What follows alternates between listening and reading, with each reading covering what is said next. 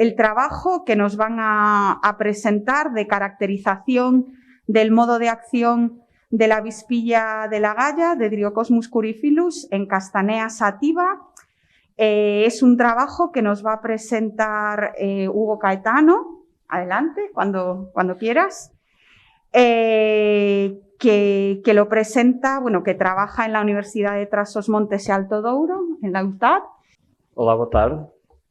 Meu nome é Hugo Caetano, sou da Universidade de Trás-os-Montes e Alto Douro e venho-vos aqui falar de uma praga que já nos assola há alguns anos e que neste momento é a maior praga do setor do castanheiro, que é o Dryocosmus coryphilus.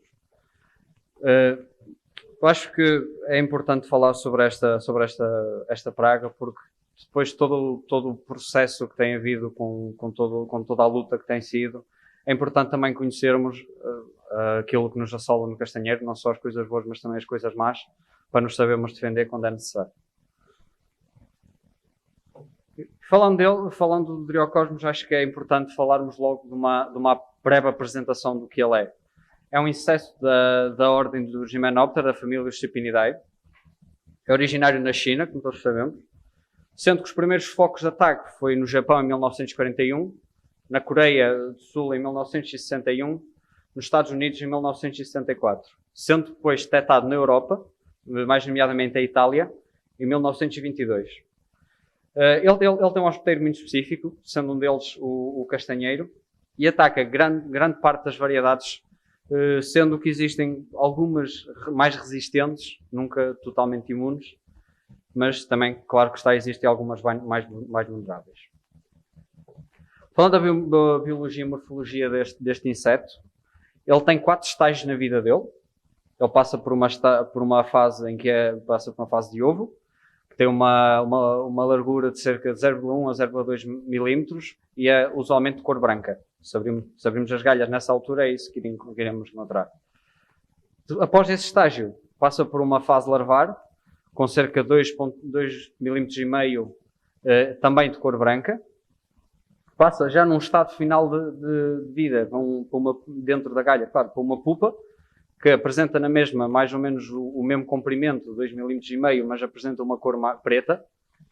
E, por fim, atinge o seu estado adulto, apresentando entre 2,5 a 3 milímetros de comprimento, apresenta também cor preta e já apresenta asas membranosas, que é importante para conseguirmos distinguir o estado em que ele está.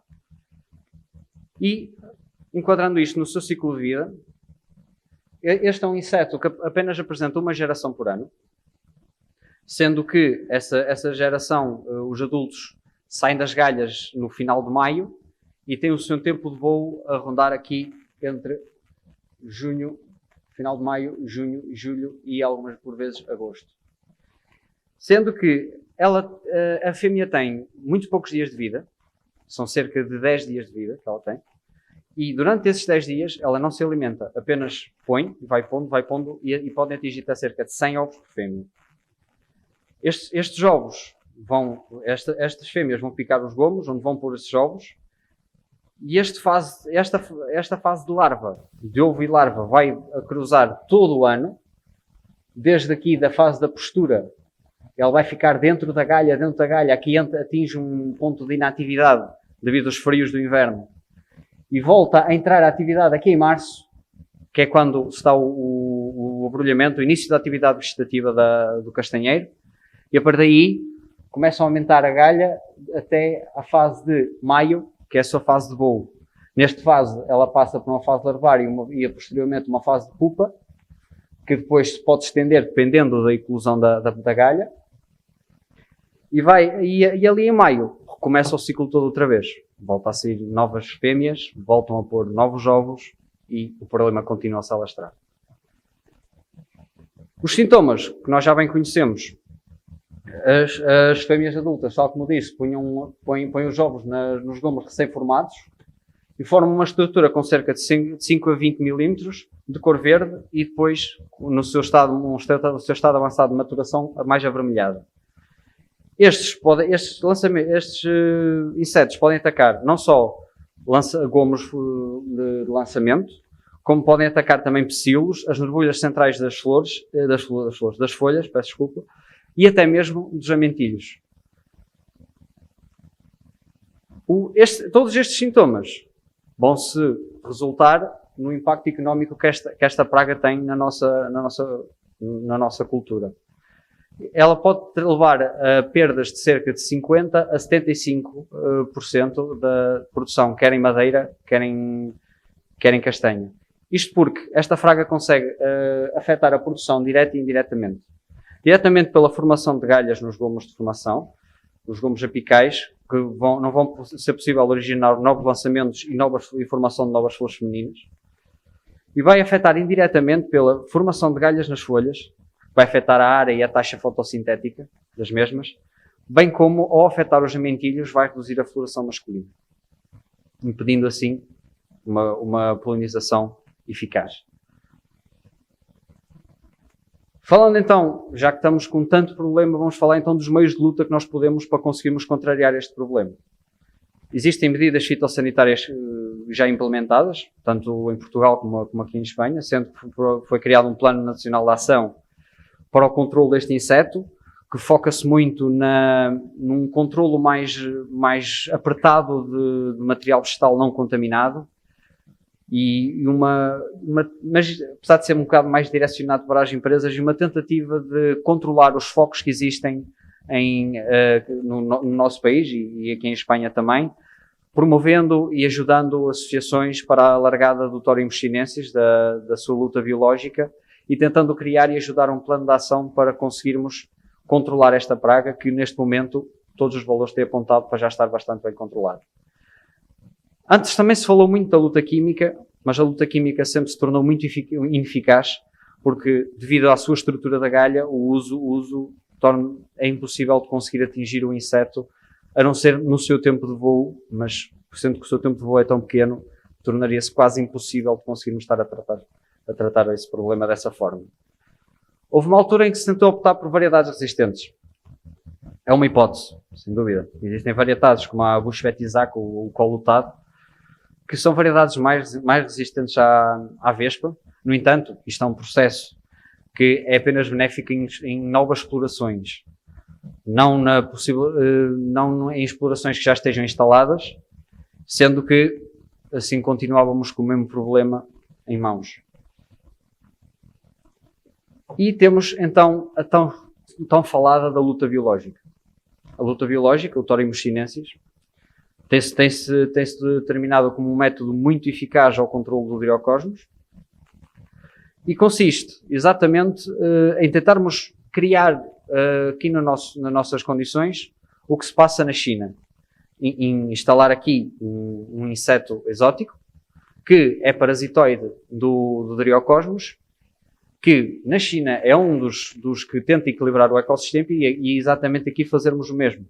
Instalarmos aqui o Dryocosmos de forma a que ele parasite as galhas da vespa, e então tentarmos assim diminuir a população de Dryocosmos aqui no nosso país.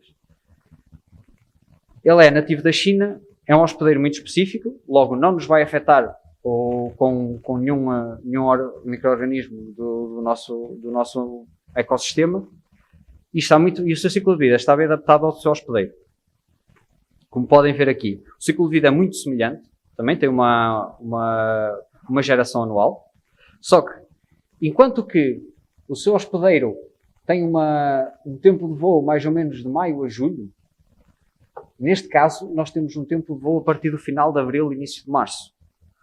O que nos dá-nos a vantagem de que este inseto, quando eclode, as larvas e as pupas ainda estão no interior das galhas, e as fêmeas adultas irão aqui sair no final de março,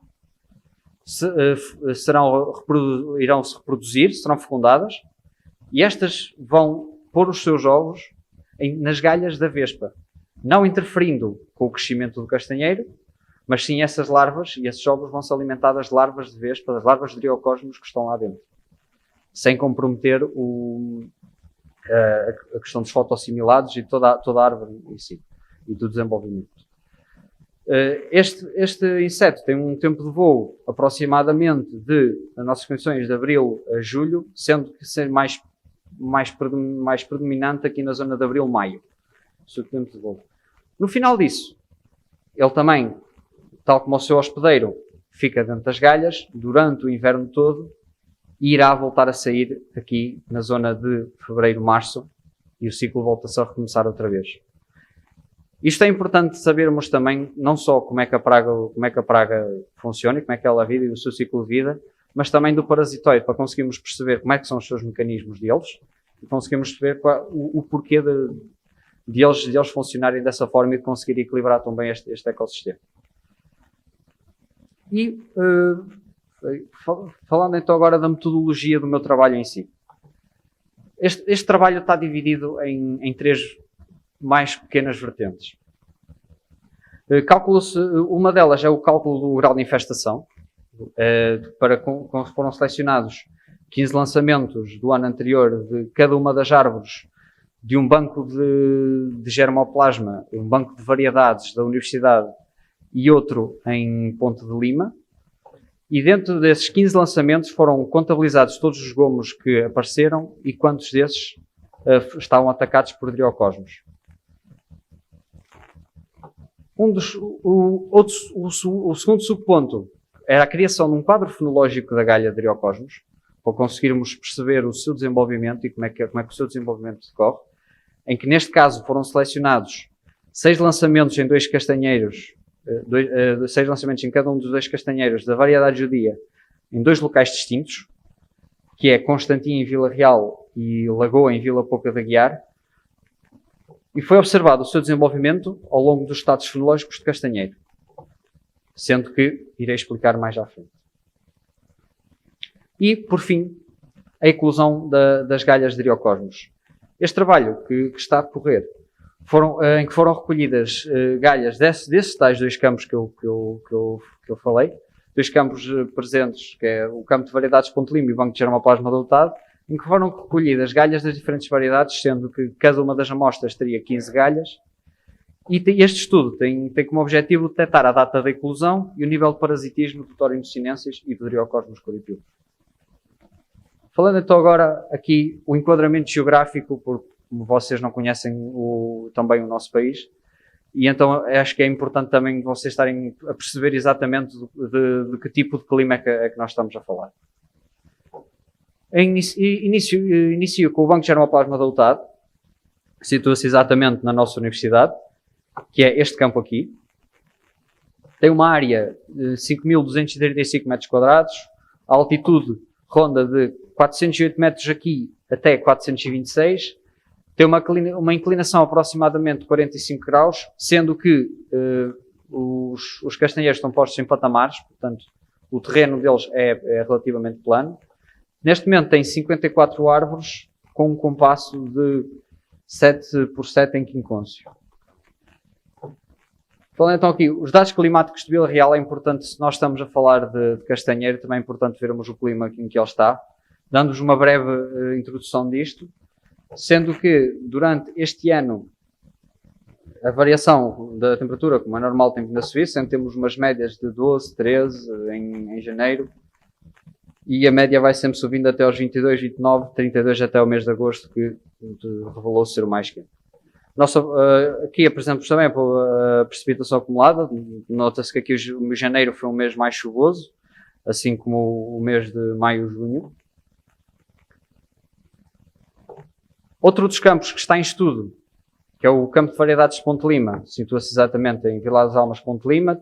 É apenas um campo de variedades de estudo, é bastante pequeno. Tem cerca de 819 metros quadrados, ou uma altitude de 147 metros. Tem 0 graus de inclinação, sendo que tem 78 árvores, que é para uma posterior replantação aqui neste campo aqui à frente. Um compasso de 1 metro por 5 e tem uma idade de 6 anos. Os dados climáticos, se vocês conseguirem ver, já são muito diferentes do que eram, muito dispares do que era o banco de germoplasma adotado. Aqui apresentamos uma maior umidade relativa, bem como temperatura, e amplitudes térmicas mais baixas. Outros de estudo, neste caso para o quadro fenológico, é na Lagoa, na Serra da Padrela, que é uma das denominações de origem protegida da castanha em Portugal. Tem uma área de solto de 2.000 metros quadrados, uma altitude entre 1.022 e 1.035, uma inclinação de 18 graus, o solo é profundo e de natureza granítica, apresenta 28 castanheiros, com um compasso de 9x9 em quincôncio e todos também da variedade judia. E apresento também aqui os dados climáticos da lagoa, sendo que também temos muito mais umidade relativa no ar do que tem em Vila Real, umas temperaturas são mais baixas, portanto já vai-se depois de revelar importante no estudo. E avaliando então o grau de infestação das variedades. Eu acho que é importante avaliar o grau de infestação porque nem todas as variedades respondem da mesma forma ao ataque deste inseto. Sendo, tal como disse anteriormente, temos variedades mais resistentes e variedades mais sensíveis. E acho que na altura em que o produto, principalmente o produtor e o agricultor, tem que fazer as escolhas iniciais, acho que uma das mais importantes é a variedade com a qual vai trabalhar. E se calhar se fizermos uma boa escolha inicial, será-nos muito importante e será muito vantajoso para o nosso futuro. Sendo que estas foram avaliadas no campo do Banco de Germoplasma da UTAD, em que, tal como tinha explicado anteriormente, foi avaliado 15 lançamentos por cada variedade, em que foram contabilizados os gomos e, posteriormente, os números desses gomos estavam com galha. E, depois do tratamento destes dados, conseguimos detectar que, por muito interessante, a variedade martainha e a variedade carreiró apresentaram os menores ataques, o menor grau de infestação. Muito interessante porque ambas são da mesma altura. Inclusive a variedade carreiró é uma variedade polinizadora, inclusive a da martainha. E reparamos que variedades como a demanda e a amarelal têm ataques fortíssimos. Portanto, sabemos que, no nosso caso, a judia, que é em Portugal é das variedades mais produzidas, se não a mais produzida, encontra-se aqui num ataque intermédio, mas a martainha, que é uma variedade de valor em Portugal para o mercado precoce, encontra-se aqui com muitos bons resultados neste aspecto. Logo, é uma opção a seguir. Agora, comparando estes dados em Ponte Lima, a judia revelou-se a melhor, sem dúvida, dos 19 lançamentos que avaliamos, não tinha sequer um único ataque. Interessante que, se ela responde de uma forma de um lado e responde de outra forma noutro campo, portanto, temos de tentar perceber como é que a própria vespa funciona. Será que ela, tendo um alimento mais vigoroso à sua volta, ou tendo um lugar de postura mais vigoroso, irá parasitar primeiro esses e depois é que vem para variedades como a judia? Que faria sentido, contando que o aumento dos ataques de estereocosmos são detectados geralmente nos bravios e após na parte de enxerto. Mas também temos aqui duas variedades que são extremamente atacadas, que é a Bevin e o CA90, que é o bravio. Obrigado. Falando então agora do grau de parasitismo. No campo de Ponte Lima, nós conseguimos já fazer retirar uma amostra de galhas e abri-las e avaliá-las no seu interior. Tanto que detectamos do parasitismo do Torimos. Neste caso, foi feita uma largada em 2015 e outra em 2017, neste campo, e conseguimos chegar a um parasitismo, no caso da lamela, de 46%. Isto é sinal que o próprio torismo está a se instalar e está a ser combatido. Temos outra aqui, a trigueira, também uma variedade com 28,75%. Isto são valores excelentes para níveis de um parasitismo de um inseto exótico que foi aqui instalado. Mas também temos o nível de infestação. Aqui contabilizamos o número de galerias nessas mesmas galhas que nós recolhemos. Quer dizer que quanto mais galerias, maior o nível de infestação que está a sofrer. Tanto que vemos aqui que numa variedade como é a negral, apresenta um nível de infestação bastante altíssimo, em comparando com uma variedade como é a lada ou a vária. Isto é muito importante, que é para percebermos quais as variedades que são mais atacadas, não só através do grau de infestação, mas como é que elas se comportam depois já sofrerem o ataque. Falando então do segundo ponto, do acompanhamento fenológico. Nós tentamos criar aqui um mapa, um quadro de como é que a galha se desenvolve ao longo do ano. Volto para trás. Aqui temos o desenvolvimento do castanheiro, o desenvolvimento dos lançamentos, desde o seu estado C1, que é o abrolhamento dos gomos, até o seu estado final. E vemos que a galha inicia-se nesta forma, um pequeno inchaço num gomo, e depois pode desenvolver-se aqui para uma galha de gomo, como temos aqui nas zonas, na altura de maio, os calores de maio, inicia-se aqui o crescimento desta galha de gomo, assim como na folha nota-se um crescimento ainda de cor verde. Atingindo aqui a zona de final de junho, início de julho, a galha começa a avermelhar, começa a ganhar uma cor vermelha, aquela cor característica que nós conhecemos, sendo que nas folhas apresenta-se desta forma e nos gomos aqui desta. Ao final desta fase, que é a fase de maturação da galha, inicia-se a necrose, inicia-se o decaimento da mesma, que começa a apresentar manchas castanhas, tal como aqui estas manchas assim mais escuras, que depois irão levar à morte completa da galha. Isto não interfere com a vida do Thorimos. Se esta galha estiver parasitada pelo Thorimos, ele mantém-se lá e mantém-se vivo. Daí um dos conselhos, E exatamente a mesma coisa acontece na lagoa, sendo que, como esta zona é uma zona mais fria, ela vai atrasar um pouco a saída e o avermelhamento da galha.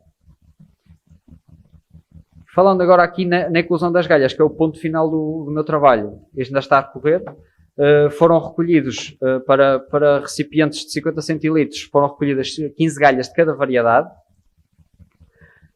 Estas 15 galhas foram divididas, se possível, por 3 amostras. A abertura foi tapada por um material poroso e isto tem o objetivo de observar a eclosão dos insetos do interior das galhas. Tanto podem ser driocosmos, como podem ser Thorimos ou até mesmo parasitoides nativos, que, se tiverem uma expressão suficiente, até poderiam ser uma pequena ajuda que nós teríamos no nosso ecossistema. E termino assim a minha apresentação. Muito obrigado pela vossa atenção e parabéns à organização por este evento.